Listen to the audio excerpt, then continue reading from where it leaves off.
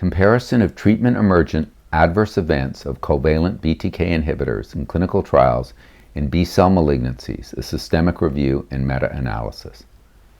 Hi, I'm Dr. Brian Koffman, co-founder, Chief Medical Officer, and Executive Vice President of the nonprofit CLL Society.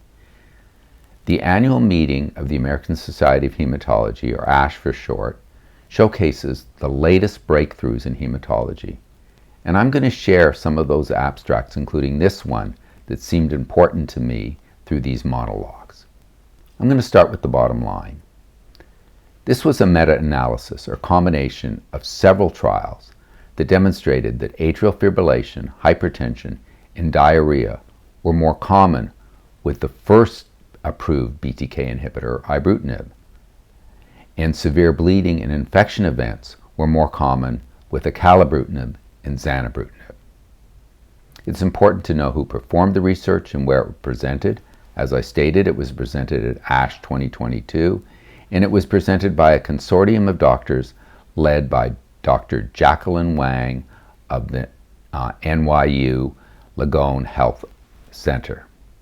So let's provide a little bit of background so we can put this in place. We're all aware of how Bruton tyrosine kinase inhibitors, or BTKis for short, have revolutionized the landscape of how we treat B-cell malignancies.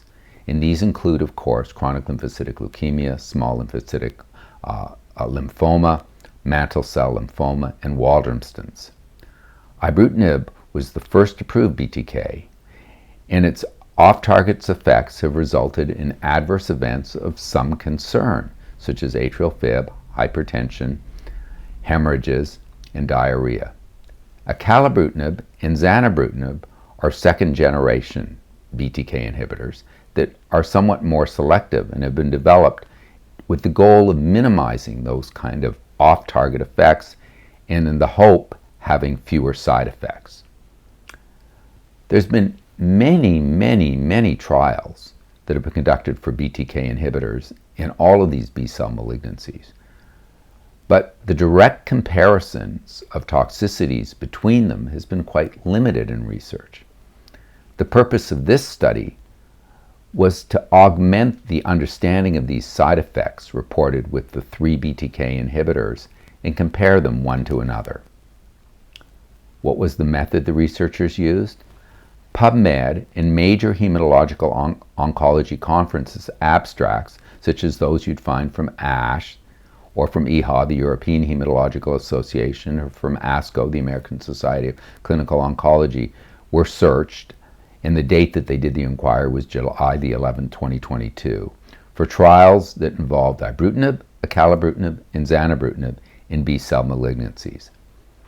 Adverse events that were of clinical interest that were found to be reported in greater than 10% of the included trials were analyzed. What were the results? A total of 61 trials were included that involved almost 6,500 patients. There were 68 different treatment arms.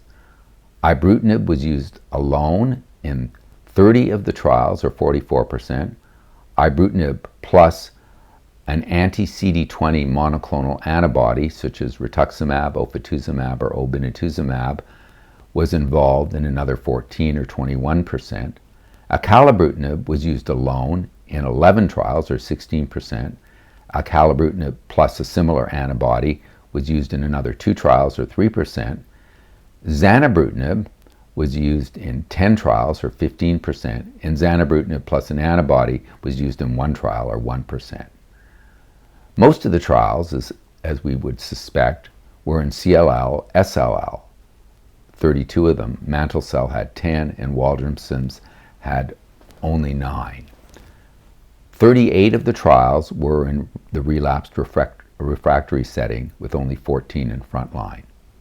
There were 3 trials that were randomized comparisons between the BTKis, Aspen, Elevate-RR,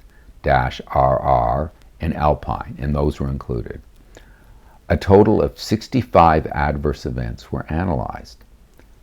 The most common adverse event was infection, occurring in over 62%, hemorrhage of all grades, minor to major, in 41%, diarrhea in over a third, fatigue in 22.8%, and neutropenia, which is a low neutrophil count, which can put you at risk for infection, was found in 21.6%. Upper respiratory infections were found in 21%. The most common grade 3 or severe adverse events were the neutropenia or low neutrophil count in almost 15% and severe infections in 12.3%. The incidence of all grade greater than 3 atrial fibrillation was 6 of all grade atrial fibrillation was 6%, and of greater than 3 severe atrial fibrillation was 2.5%.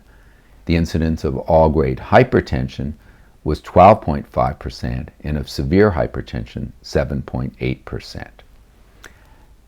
Adverse events that occurred more frequently with ibrutinib include atrial fibrillation, where the odds ratio compared to acalabrutinib and zanubrutinib was 0.30, hypertension, where the odds ratio was 0.47, anemia 0.67, thrombocytopenia or low platelet counts at 0.57, nausea at 0.67, vomiting at 0.77, and diarrhea at 0.49. The more severe or grade 3 or higher adverse events that occurred more frequently with ibrutinib were atrial fibrillation, hypertension, diarrhea, and rash. All grade adverse events, so from the mild to the severe, that occurred more frequently with acalabrutinib, zanubrutinib-based therapies included contusions, hematuria or blood in the urine, and leukopenia, which is a low white blood cell count, secondary primary malignancies, so those are second cancers, and headaches. Grade 3 or more severe adverse events that occurred more frequently with those acalabrutinib, zanubrutinib-based regimes included the low white count, leukopenia, upper respiratory infections, and pneumonia. So in conclusion, this is the first and the most comprehensive and largest meta-analysis or combination of trials that are looking at adverse events with covalent BTK inhibitors. The results of this trial increase our understanding regarding the adverse event profiles of the BTK inhibitors that are available to us to use for CLL, SLL, and other B-cell malignancies. We learn from the comparative toxicity profiles of the first-generation BTK inhibitors that atrial fibrillation, hypertension, and diarrhea were more common with ibrutinib, providing additional evidence supporting observations that were made in those few head-to-head randomized comparison trials. Additionally, severe bleeding and infections were more common with acalabrutinib and zanubrutinib. This is an interesting observation that requires validation and more clinical attention. On the website, we're going to provide tables where you can do your own comparison and links to several of the other trials that we've covered that address this incidence of adverse events. We also will provide a link to this important abstract, Comparison of Treatment-Emergent Adverse Events of Covalent BTK Inhibitors in Clinical Trials in B-Cell Malignancies, a Systemic Review and Meta-Analysis. Thanks so much for your attention.